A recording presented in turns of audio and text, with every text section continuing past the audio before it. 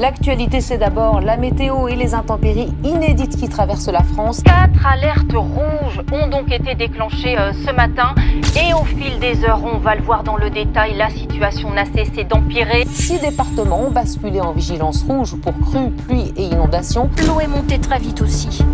Heureusement, les restaurants étaient fermés, tout comme les établissements scolaires. C'est la merde. C'est la merde. Les Alpes-Maritimes vont être placés en vigilance rouge pour pluie, inondation. Encore une fois, reporté. Oula, attendez, ça va pas du tout. Va falloir reprendre depuis le début, je crois. Laissez-moi juste 2 petites secondes pour passer en facecam pour vous expliquer tout ça. Recontextualisation. Ok les gars, on va pouvoir commencer, on est prêts? Ouais, l'éclairage c'est bon, tu m'as bien. José, le son, tu m'entends? Je suis tout seul, je suis tout seul. Personne avec moi. Bon bah bonjour à tous, après cette intro plus que douteuse, on se retrouve pour une nouvelle vidéo vraiment pas du tout longtemps après la première que j'ai postée. Je vais vous raconter un petit peu donc d'abord l'histoire qu'il y a derrière l'intro que vous avez vue et du coup toute la vidéo. Donc faut savoir qu'avec un pote Kylian, on a fini nos 2 masters respectifs et du coup en ce moment on profite un peu du temps calme pour réfléchir à des nouvelles activités à faire. Voilà, on commence à réfléchir, on se dit on aimerait bien se faire un petit truc un peu randonnée. On visait plutôt Nice, on n'avait pas trop d'idées, on visait quelque chose autour de 7 jours à peu près. Et on savait juste qu'on voulait suivre un petit peu la partie du GR51 qui longe la mer. C'est tout ce qu'on avait. Mais voilà, on avait un vague objectif et après...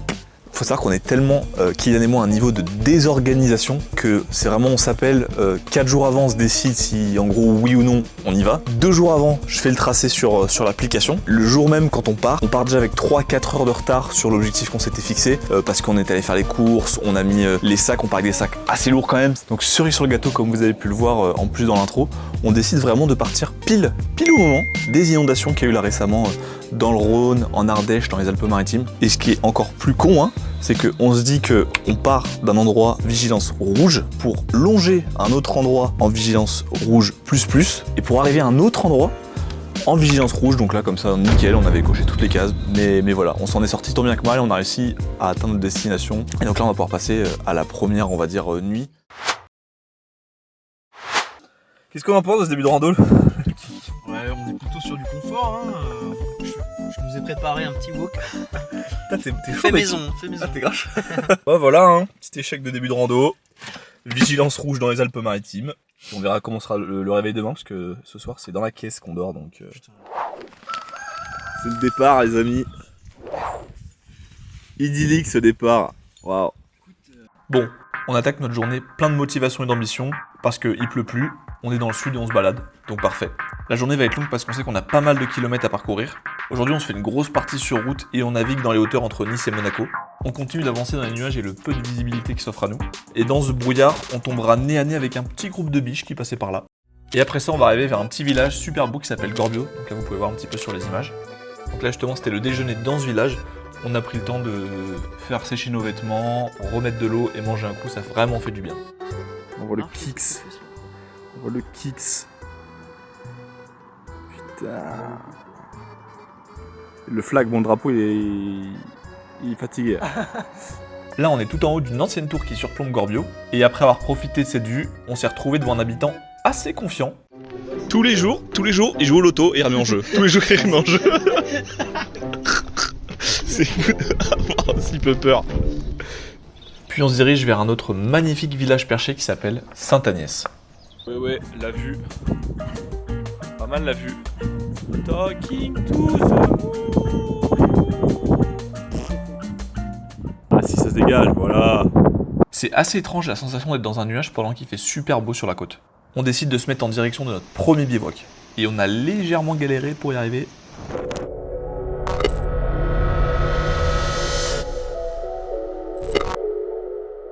De dormir.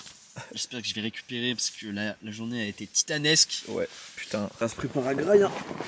Ça va se préparer à graille. Je crois. Hein. C'est pas ce qui s'annonce. Ça fait chier, c'est un peu tôt quand même. Bah ouais. Après on va pas se coucher trop tard non plus, mais... Ouais, vraiment. Bon, fin de cette première nuit. Kiki l'aventurier. Aventurier de la tribu. On plie le camp et on se casse. Une bonne première nuit. On redescend tranquillement dans la vallée en sachant ce qui nous attend. Une bonne grosse montée dans un pierrier. Après cet effort, on prend le temps de manger. On est là, on regarde au loin, à essayer de trouver d'où on a commencé. Puis on discute un peu de tout et rien. La suite de la journée est moins intéressante. On franchit un col et on redescend dans une forêt en direction de Sospel. C'est là qu'on y installe notre deuxième bivouac.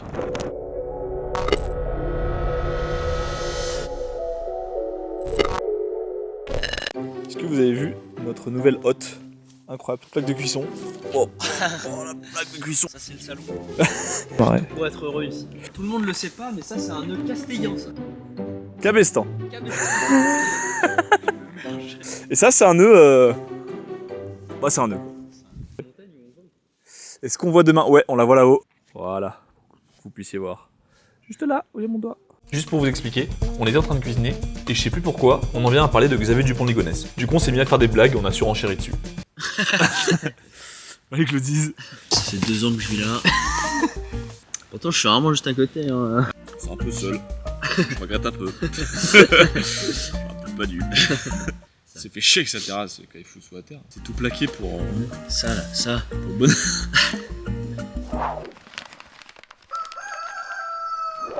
Nous voici à la plus grosse ville de ce trek, Sospel. On passe se faire ravitailler en eau et en nourriture parce qu'on va être en autonomie pendant les 3 prochains jours. Et c'est les sacs bien remplis qu'on part en direction du plus haut sommet de ce trek.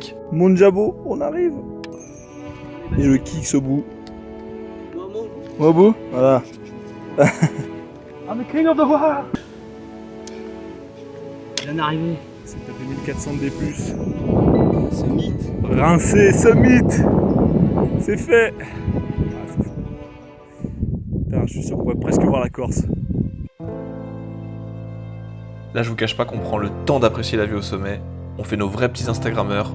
On prend une vraie pause, mais sans se rendre compte que le soleil va pas tarder à se coucher. Alors, en route pour le prochain spot du bivouac.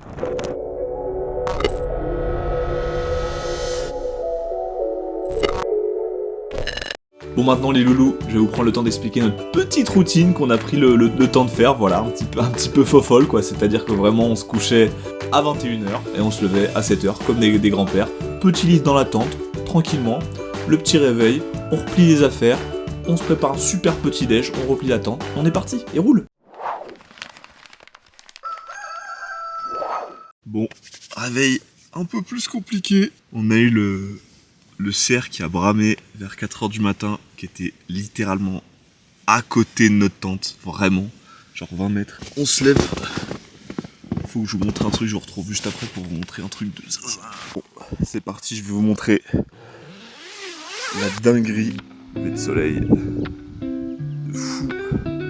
Puis là, juste au fond, on voit sous mon doigt, une super mer de nuages, les traces du cerf. Si on le voit pas, ce coquin. On range notre matos et on se met en route pour un lieu qui s'appelle Cabane Vieille. Puis là, c'est le bonheur. On trouve une petite rivière en contrebas, donc on prend le temps de se laver dans une eau bien froide. Mais mon Dieu, qu'est-ce que ça fait du bien. Faut savoir que les Cabanes Vieilles, ce sont des anciennes ruines d'une caserne militaire construite dans les années 1890. De nos jours, il y a une ferme à côté, et en achetant du fromage, Kian a discuté avec le fermier qui lui a expliqué que dans le parc du Mercantour, il y a beaucoup de loups et de cerfs. D'où notre inquiétude. Autant les cerfs ça va, mais les loups... Ça va si on croise les loups. Bon, petit spoiler, on n'a pas croisé de loups. Mais on a croisé des vaches.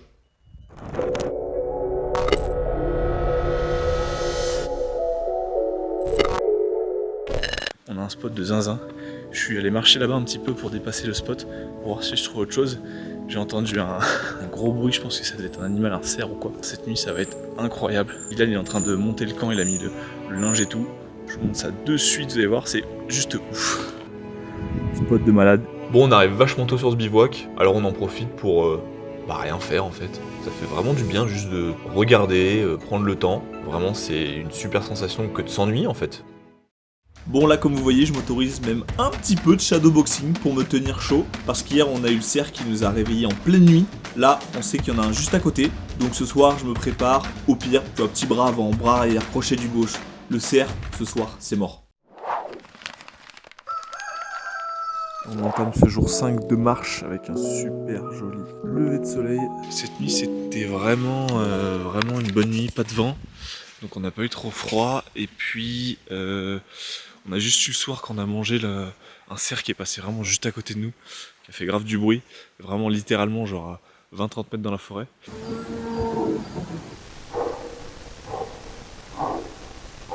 Ce jour-là, on a redescendu la montagne et traversé 2 vallées. Je vous laisse avec les images cool qu'on a faites.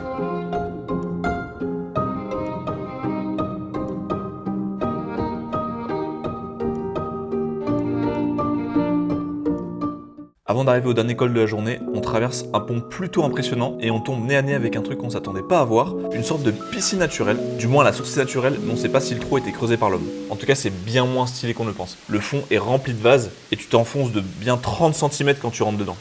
Tu vois, des fois je trouve qu'on s'en rend pas trop compte, mais il faut vraiment prendre le temps, tu vois, écouter et essayer de comprendre ce que veut nous dire la nature. Et surtout, je me rends pas compte à ce moment-là, mais je suis en train de faire une connerie. Cette petite baignade douteuse va nous mettre en retard pour la suite.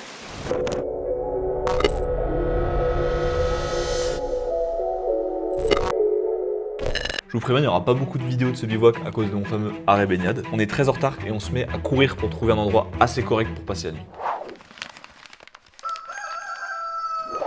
Avant de croiser ce clocher tout mignon, on attaque d'abord par une descente infernale dans une végétation dense et remplie de ronces. Kylian se fait arracher les chaussettes qui étaient sur son sac, putain. Les ronces c'est pas cool, vous voyez ce que vous me faites faire? J'arrive même plus à articuler mes phrases. Après cette épreuve, on arrive gentiment à l'Escarène. C'est vraiment un petit village bien sympa. On peut enfin racheter des vivres et surtout, il y a un bar. Quel bonheur! Après une bière bien méritée, on entame un long périple de galère, on tombera sur une carrière et un enclos à chevaux sans même le vouloir. On bivouaque un peu plus proche des habitations parce que notre trek touche bientôt à sa fin.